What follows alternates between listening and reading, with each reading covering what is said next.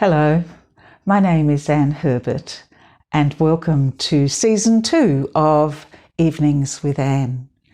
It doesn't seem that long ago when I was recording Season 1 in April-May, Tasmania's autumn. Now winter's been and gone and spring has arrived.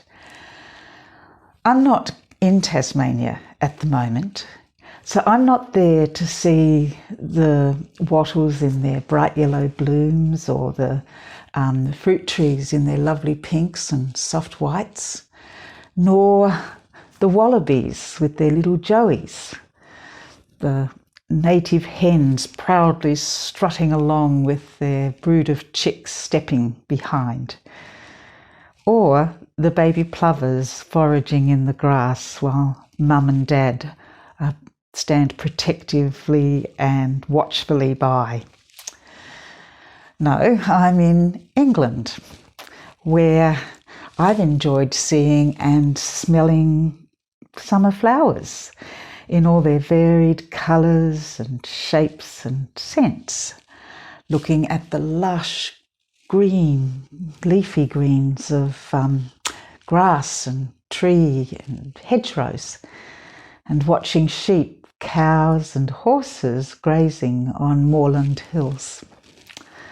As summer's moved into autumn, I've witnessed farmers cutting and baling their fields, the beautiful flowers fading and falling to the ground, and the lush green growth shading to yellows, oranges, browns and reds.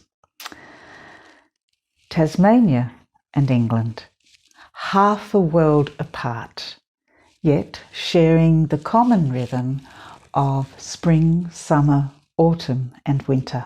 This has set me thinking more generally about the rhythms and cycles that affect our lives. Times of renewal and growth, times when life feels dry and barren, when everything is bare. While in England, I've held a grandchild in my arms for the very first time in my life.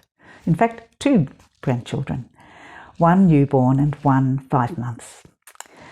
I felt awe and a spellbound joy while looking on their faces, soothing them while they've been upset, being attentive to their sounds and movements. It's caused me to ponder life, birth and life stages as well as endings. The seasons come and go. Day follows night follows day.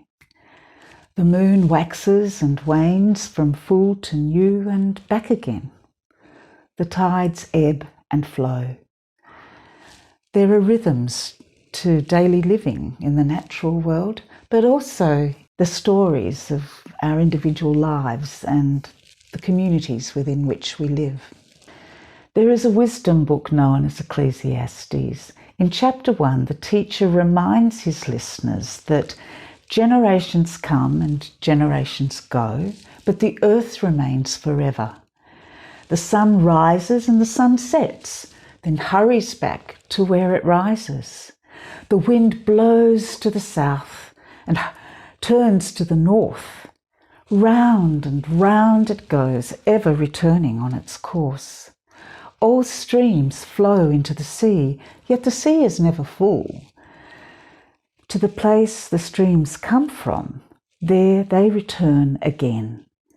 What has been will be again.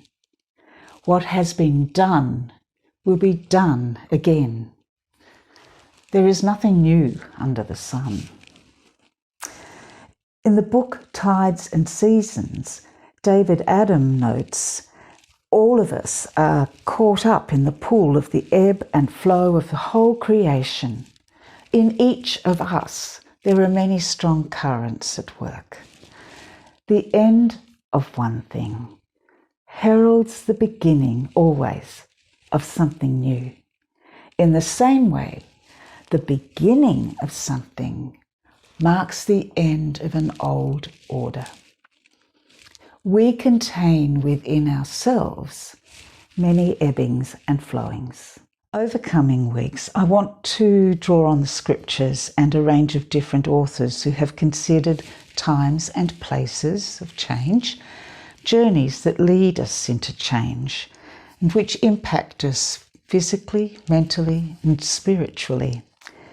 For the moment, I'll leave you with words from the 5th century missionary and bishop, St. Patrick. Our God is the God of all men, the God of heaven and earth, the God of sea, river, of sun, moon and stars, of the lofty mountains and the lowly valleys, the God above heaven, the God under heaven, the God in heaven. He has his dwelling round heaven and earth and sea and all that is in them. He inspires all, he quickens all, he dominates all, he sustains all. He lights the light of the sun, he furnishes the light of the light.